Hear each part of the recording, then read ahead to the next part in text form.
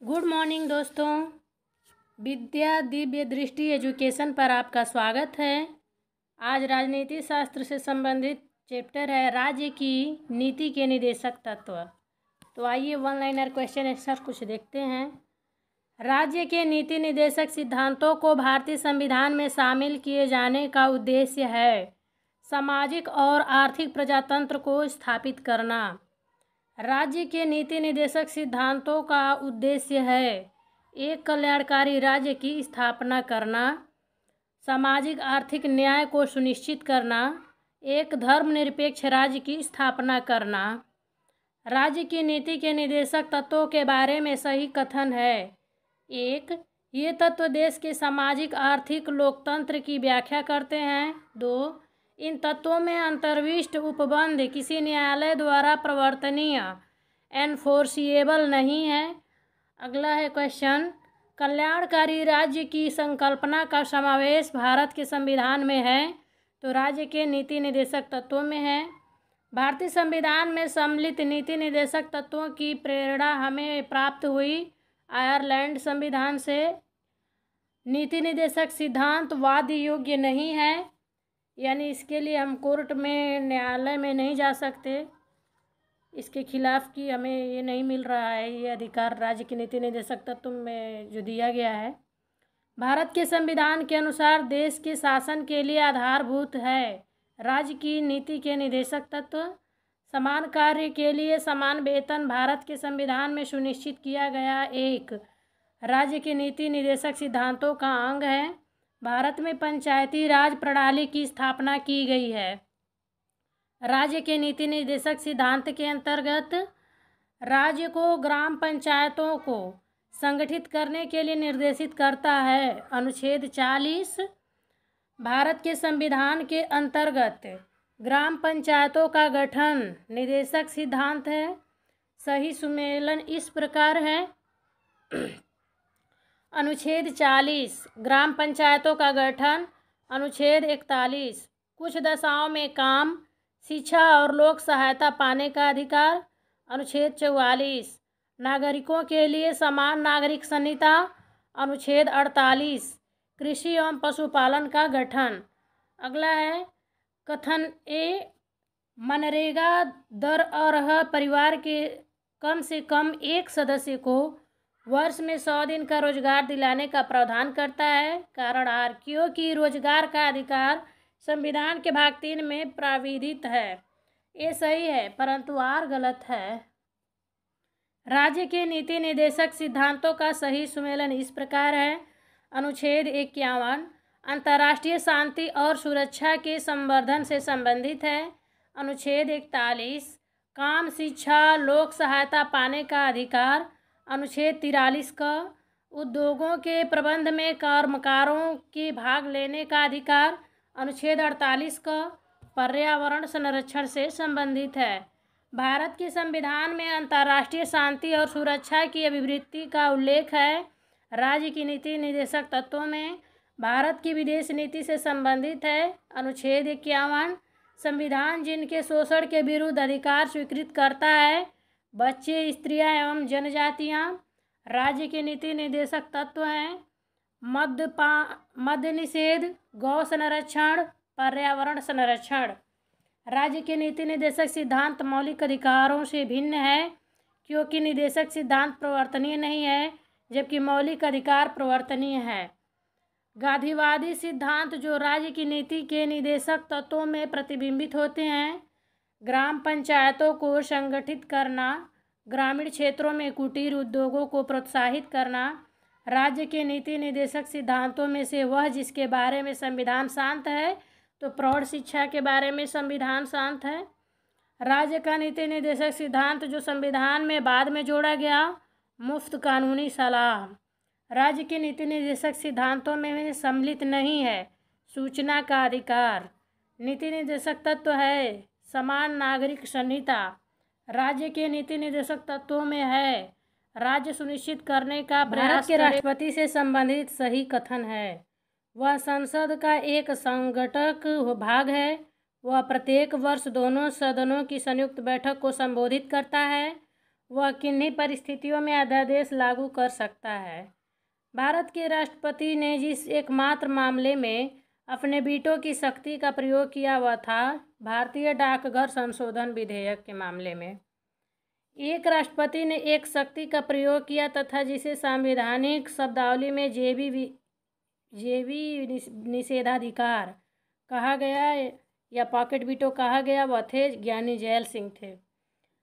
राष्ट्रपति संसद के दोनों सदनों द्वारा पारित किसी बिल पर अपनी स्वीकृति रोक सकते हैं। अनुच्छेद 111 के अंतर्गत जब कोई विधेयक संसद के दोनों सदनों द्वारा पारित कर दिया गया है तो वह विधेयक पर अनुमति रोकने का अधिकार प्राप्त है राष्ट्रपति को।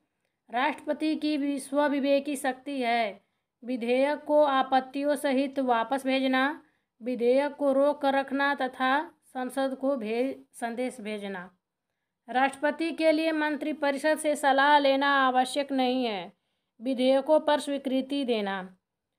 जबकि जब केंद्रीय मंत्रिमंडल ने वर्ष 2002 में चुनावी सुधारों पर अध्यादेश में बिना किसी बदलाव के उसे राष्ट्रपति को वापस भेजा तब राष्ट्रपति ने उसे अपनी सहमति दी।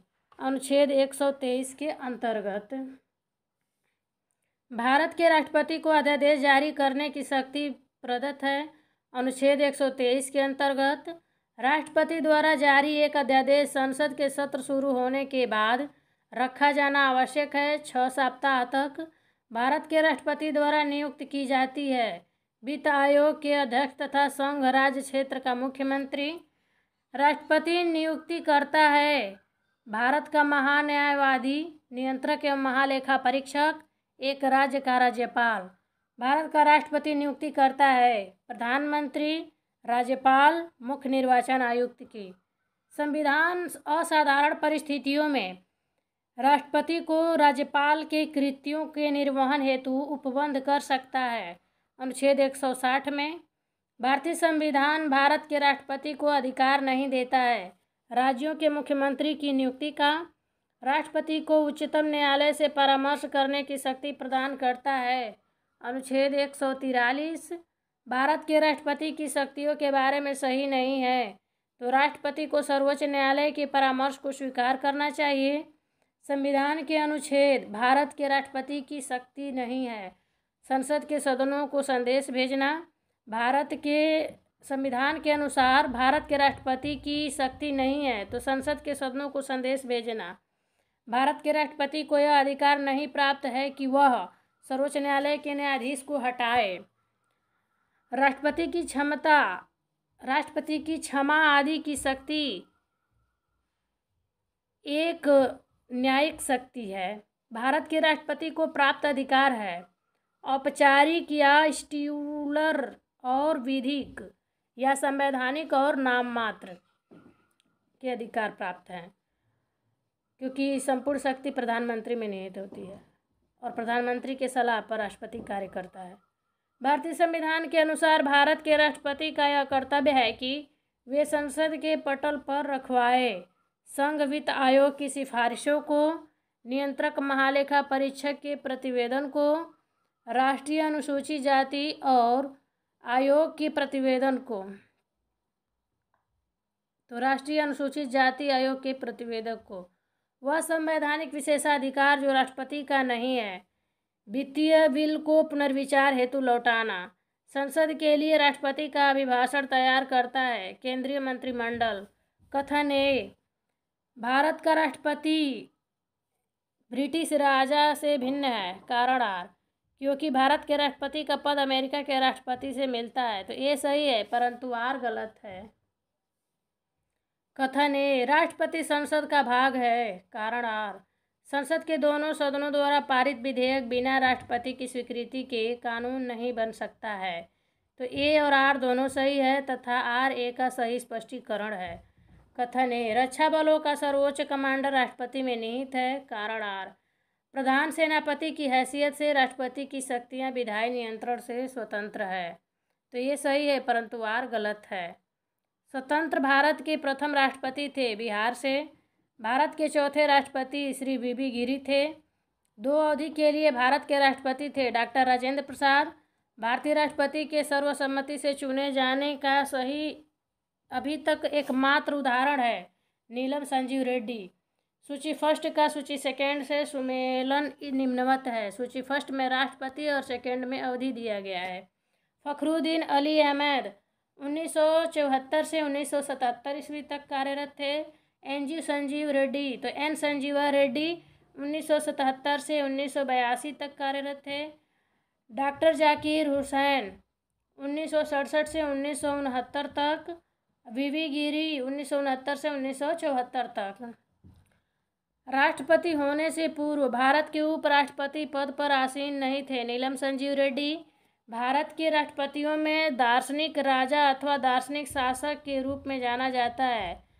डॉक्टर राधाकृष्णन को भारत के राष्ट्रपतियों में से ट्रेड यूनियन आंदोलन से संबद्ध रहा है। बीबी गिरी भारत के राष्ट्रपति को मिसाइल मैन की संज्ञा दी जाती है। डॉक्टर एपीजे अब्दुल कलाम को भारत के मुख्य न्यायाधीशों में से एक ने राष्ट्रपति के रूप में कार्य किया था, वह जस्टिस एम हिदायतुल्ला था।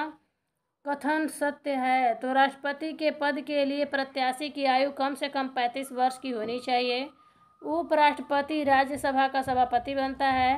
भारत के प्रथम राष्ट्रपति डॉक्टर राजेंद्र प्रसाद थे। कथन अपने कार्यकाल के दौरान भारत के राष्ट्रपति के विरुद्ध किसी भी न्यायालय में मुकदमा नहीं चलाया जा सकता। कारण राष्ट्रपति का पद संविधान के ऊपर होता है। कथन सही है परंतु कारण गलत है। श्रीमती प्रतिभा पाटिल का भारतीय गणतंत्र के राष्ट्रपति के रूप में क्रम था 12वां था। एक विधेयक जो संसद में प्रस्तुत किया जाता है और बाद में अधिनियम बन जाता है तो जब राष्ट्रपति अपनी सहमति दे देता है। किसी भौगोलिक क्षेत्र को अनुसूचित घोषित करने का संवैधानिक अधिकार है तो राष्ट्रपति को है। वह राष्ट्र का प्रतिनिधित्व करता है परंतु राष्ट्र का नेतृत्व नहीं करता है। यह उक्ति लागू होती है राष्ट्रपति पर। भारत के पूर्व राष्ट्रपतियों में बिहार का राज्यपाल रह चुका था डॉक्टर जाकिर हुसैन। वर्तमान राष्ट्रपति रामनाथ कोविंद जी, अब उनको भी छोड़ करके द्रौपदी मुर्मू हो गई हैं। राष्ट्रपति भवन को डिजाइन किया गया था एडविन लुटियंस द्वारा। अगला चैप्टर है उपराष्ट्रपति। भारत के उपराष्ट्रपति का निर्वाचन एक निर्वाचक गण द्वारा किया जाता है जिसके सदस्य होते हैं संसद के दोनों सदनों के सभी सदस्य। कथन ए कोई व्यक्ति उपराष्ट्रपति निर्वाचित होने का पात्र तभी होगा जब वह राज्यसभा का सदस्य होने के लिए अर्हित है। कारण आर क्योंकि उपराष्ट्रपति राज्यसभा का पदेन सभापति होता है। उपर्युक्त वक्तव्यों के परिप्रेक्ष्य में उत्तर सही है तो दोनों ए और आर सत्य है तथा आर ए का एक मान्य स्पष्टीकरण है। उपराष्ट्रपति से संबंधित सही कथन है किसी राज्य की विधायिका का सदस्य इस पद के लिए उम्मीदवार हो सकता है।